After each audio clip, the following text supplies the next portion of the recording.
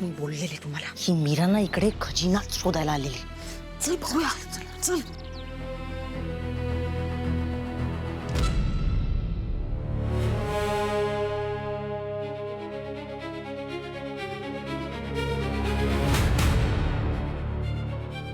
वेदा, हे बघ तुझी आई.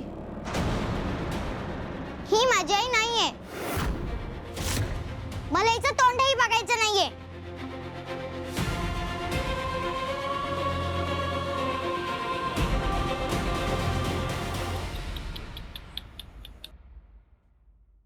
सॉरी, वाईट वाटलं.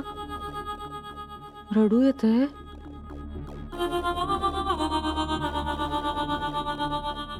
साहजिकच आहे ग. प्रेम मिळवायला आयुष्य जातं, पण ते हिरावून घ्यायला थोडीशी जागा. पण काळजी करू नकोस. तुझे सगळं दुःख, सगळी तगमग फक्त अमावस्येपर्यंतच असणार आहे. चल वेदा.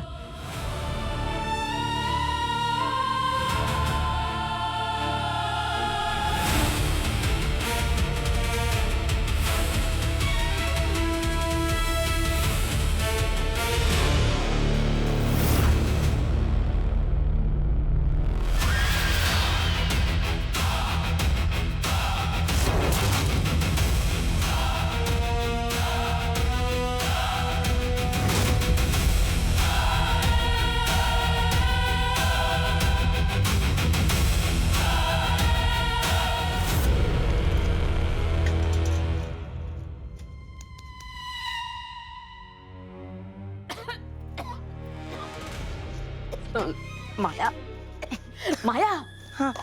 चल जाऊया. काही नाही इथे. नाही नाही नाही, काहीतरी सापडेल, काहीतरी सापडेल. अगं, ते मीरा आत्ता गेली ना आपल्या समोर. हा, तुला कळत कसं नाहीये? तुझ्यासाठी ती असं उघड्यावर टाकून जाणार आहे का खजिना? अरे तेवढा कॉमन सेन्स आहे मला. आहे ना, मग कशाला वेळ वाया घालवतेस? हे बघ, जसं तुला वाटतंय ना तसं काहीही नसेल. इथे नसेलच मुळात खजिना वगैरे. तुम्हाला माझ्यावर विश्वास नाहीये? नाही. हा, मग ठीक, एक काम करा. आता ना तुम्ही आमच्या ग्रुपचा पार्ट बनू नका, आणि उद्या समजा जर इकडे कुठेही खजिना सापडला तर तुम्हाला त्याच्यामध्ये भागीदारी मिळणार नाही. तुम्हाला नकोय ना? नकोय तुम्हाला? डन. असं माझं Done. म्हणणं नव्हतं. आता डन. एक मिनिट माया, चुकीचं समजतेस माया. मीराला कळत कसं नाहीये? ती जो निर्णय घ्यायचा म्हणतीये तो चुकीचा निर्णय आहे. मुळात तो निर्णय नाहीच आहे, ते नवीन संकटाचं दार आहे.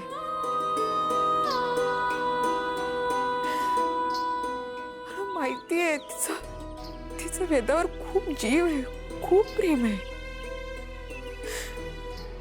पण म्हणून प्रेमापोटी असा निर्णय घ्यायचा, इतका चुकीचा निर्णय. मी तिला असं नाही करू देऊ शकत. मला काहीतरी करावं लागेल. मी काय करू? फक्त अमावस्येपर्यंतचा वेळ आहे माझ्याकडे. काय करू मी? काहीतरी करावं लागेल. मी जर का एकटीच गेले त्या दक्षिण भैरवी मंदिरात आणि त्या गोष्टीच्या अंताचा शोध घेतला तर?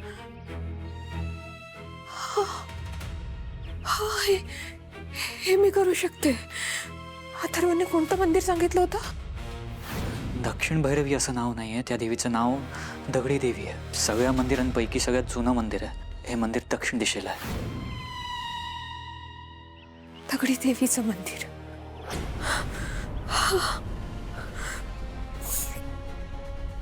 आता मी कोणालाच काय येऊ देणार नाही. वेदाला नाही, मीराला आणि तिच्या बाळालाही नाही.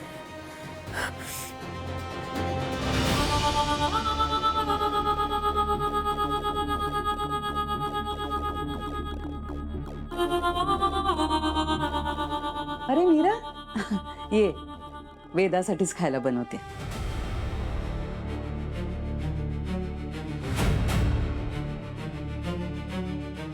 तू वेदाची काळजी करू नकोस. हा, ती अनन्यासोबत खेळते. आणि तुला एक सांगू का मीरा,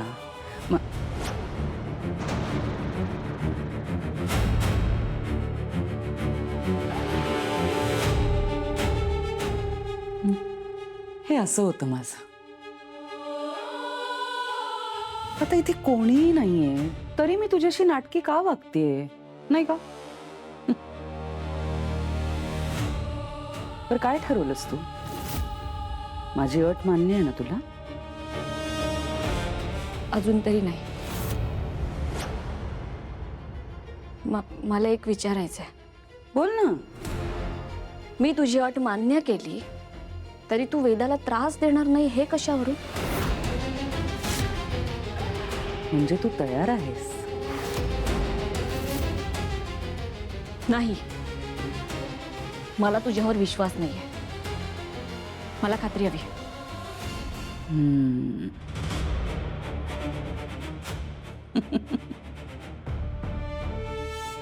पण मीरा, एक गोष्ट मान्य करावी लागेल. तू एक आदर्श मनुष्य आहेस. म्हणजे बघ ना, दुसऱ्या स्त्रीच्या पोटी जन्माला आलेल्या मुलीसाठी तू स्वतःचा आणि स्वतःच्या बाळाचा जीव द्यायला तयार झालीस. म्हणजे होशीलच.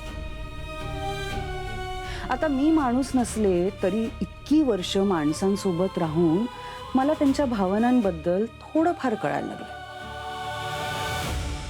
पण तू अशी आहेस ना की तू त्या भावनांनाही लाजवशील, इतकी निस्वार्थी आहेस ग तू.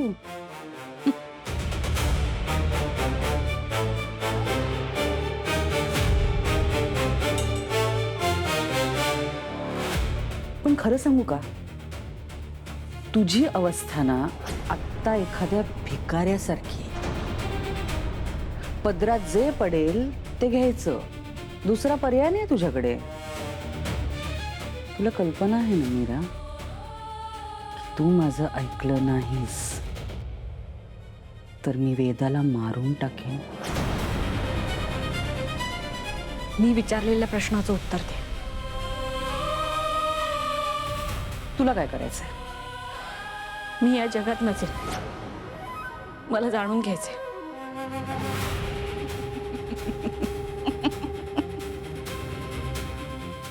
मीरा, कोण म्हणाल तू या जगात नसशील? तू इथेच भटकत राहणार आहेस. तुझ्या बहिणीसोबत तुला मुक्ती मिळणार नाहीये. त्यामुळे तुम्हाला कळेलच की वेदा तिच्या आयुष्यात किती आनंदी आहे. ती तिच्या दोन्ही आयांना किती मिस करते. विश्वास बसत नाहीये? आता काय स्टॅम्प पेपरवर लिहून देऊ? आम्हा चेटकिणींमध्ये नसतात ना असे व्यवहार. आमच्यात वचनं रक्ताने कोरली जातात. आणि म्हणूनच मला तुझं रक्त हवंय. देशील ना?